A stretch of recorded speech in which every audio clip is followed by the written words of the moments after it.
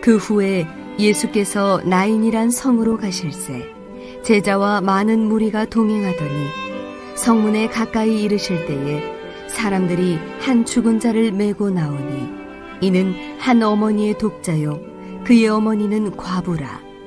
그 성에 많은 사람도 그와 함께 나오거늘 주께서 과부를 보시고 불쌍히 여기사 울지 말라 하시고 가까이 가서 그 관에 손을 대시니 맨 자들이 서는지라. 예수께서 이르시되 청년아 내가 네게 말하노니 일어나라 하시매 죽었던 자가 일어나 앉고 말도 하거늘 예수께서 그를 어머니에게 주시니 모든 사람이 두려워하며 하나님께 영광을 돌려 이르되 큰 선지자가 우리 가운데 일어나셨다 하고 또 하나님께서 자기 백성을 돌보셨다 하더라. 예수께 대한 이 소문이 온 유대와 사방에 두루 퍼지니라. 약해서 고통하는 한 여자가 있습니다.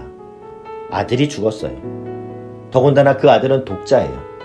더 치명적인 것은 죽은 그 아들의 어머니가 과부라고 성경에 기록되어 있어요. 그 여인의 삶을 이렇게 상상해 보면요. 젊은 시절 인생의 화려한 꿈을 가지고 있을 때 자기 앞에 있는 많은 남자들 가운데 한 남자를 선택했습니다. 그리고 결혼을 하고 가정을 꾸렸어요. 얼마나 행복했을까요? 그런데 이 여인에게 생각도 하지 못한 불행이 찾아옵니다. 어느 날 남편이 죽은 겁니다. 무슨 이유인지는 성경에 나와 있지 않지만 이 여인은 남편의 죽음으로 인해서 삶의 모든 기반이 다 무너져 버렸어요. 이 여인 앞에는 엄청난 시련과 극심한 가난 그리고 혹독한 고독이 기다리고 있었습니다. 그러나 그럼에도 불구하고 억지로라도 살아보겠다고 의욕을 불태우게 하는 마지막 끈이 있었는데 바로 독자 아들이었습니다. 그런데 어느 날 그 아들도 힘없이 쓰러져 죽어버린 거예요. 기가 막힌 상황에 놓여있는 한 여인이에요. 이 여자에게 있어서 그 아들은 그냥 아들이 아니에요. 생명이에요. 자기를 지탱하게 만드는 생명의 끈이에요. 그 끈이 끊어지는 고통을 지금 경험하고 있는 겁니다. 주변 사람들이 그 여자가 얼마나 불쌍했겠습니까? 장례식을 치러줄 사람이 하나도 없는 그 여인을 도와줘요. 이제 이 아들을 묻으러 장지를 향해 나가고 있는데요. 거기에는 눈물 소리, 곡하는 소리밖에 들리지 않아요. 이 죽음의 그늘이 드리워진 한 행렬이 가고 있습니다. 그런데 저 건너편에서 이 죽음의 행렬과는 전혀 다른 분위기를 가진 한 행렬이 오고 있어요. 바로 예수 그리스도를 따르는 수많은 행렬이에요. 거기는 그림이 달라요. 거기는 밝고 웃음이 있어요.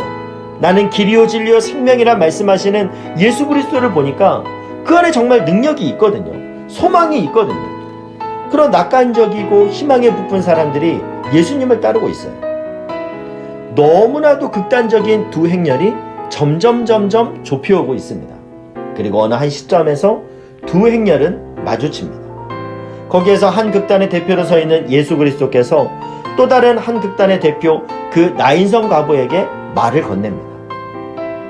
주께서 과부를 보시고 불쌍히 여기사 울지 말라 하시고 가까이 가서 그 관에 손을 대시니 맨 자들이 서는지라. 예수께서 이르되 청년아 내가 네게 말하노니 일어나라 하시니. 저는 이 짧은 구절 안에서 복음의 핵심, 회복의 핵심을 발견합니다. 먼저는요, 불쌍히 여기사. 믿음직스러운 남편과 함께 그렸던 그 희망의 자리에 죽음의 그림자가 드리워져 있는, 좌절해 있는 이 불쌍한 한 과부를 향하여 예수님께서 외면치 아니하시고 무시치 아니하시고 그에게 가셔서 불쌍히 여기는 마음을 가지셨다라는 것. 여러분, 복음과 회복의 열쇠는 이런 연약하고 유한한 인생을 하나님이 불쌍히 여기는 마음에서부터 출발한다는 사실입니다. 범죄하고 하나님 곁을 떠나고 내 마음대로 인생을 살아보겠다고 방탕한 아들처럼 사는 이런 인생을 화내지 아니하시고 괘씸하게 생각하지 아니하시고 불쌍히 여기시는 주님의 마음이 복음과 회복의 열쇠가 된다는 사실입니다. 주님은 약해서 무너지고 약해서 상처받고 약해서 눈물 흘릴 수밖에 없는 우리를 향해서 오늘도 불쌍히 여기시는 마음이 있더라는 겁니다. 그리고 두 번째는 이거예요. 울지 마라. 울지 마라. 주께서 과부를 보시고 불쌍히 여기사 울지 말라 하시고. 저는 이 말씀이 얼마나 위로가 되는지 모릅니다. 여러분, 이 초라한 과부, 죽음 앞에서 떨고 있는 그 초라한 과부를 외면하지 아니하시고 불쌍히 여기신 주님께서 위로해 주세요. 울지 마라. 울지 마라. 그 주님이 오늘도 상한 마음을 가지고 이 땅을 살아가는 저와 여러분에게 위로해 주세요. 딸아, 울지 마라. 아들아, 많이 힘들구나. 울지 마라. 그런데 여러분, 역설적으로요, 우리가 이 땅을 살아가면서 실패하고 좌절하고 고통할 때 이 주님의 위로의 말씀을 들으려면 어떻게 해야 됩니까? 주님 앞에 울어야 돼요. 주님 앞에 울어야 주님이 울지 마라 위로해 주시는 거예요. 오늘 이 세대는 울면은 나약한 자, 울면은 패배한 자라고 생각해요. 세상에서 눈물 흘리면 실패자라고 낙인 찍고, 세상에서 눈물 흘리면 나약한 자라고 손가락질하지만, 주님 앞에 나와 눈물 흘리면 우리 주님은 이렇게 위로해 주십니다. 울지 마라. 내가 내 아픔 다 알아. 내가 내 눈의 눈물을 닦아주마.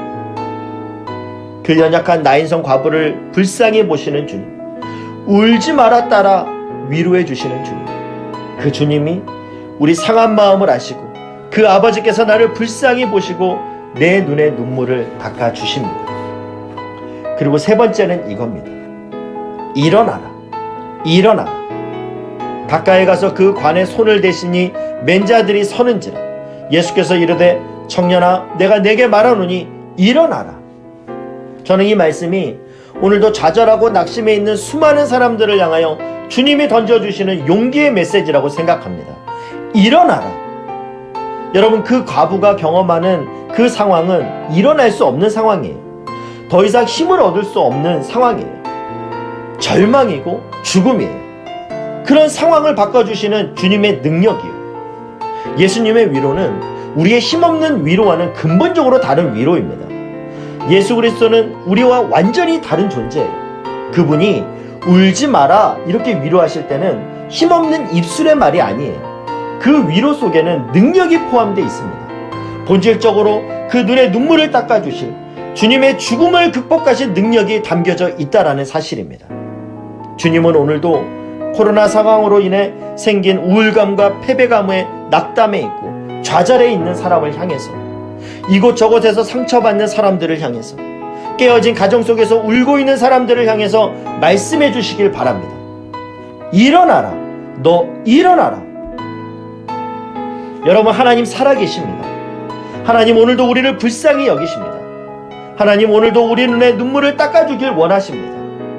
오늘도 이 하나님의 음성이 우리에게 힘이 되어 다시금 소망 가운데 일어나 승리하는 여러분 되시기를 주님의 이름으로 축복합니다.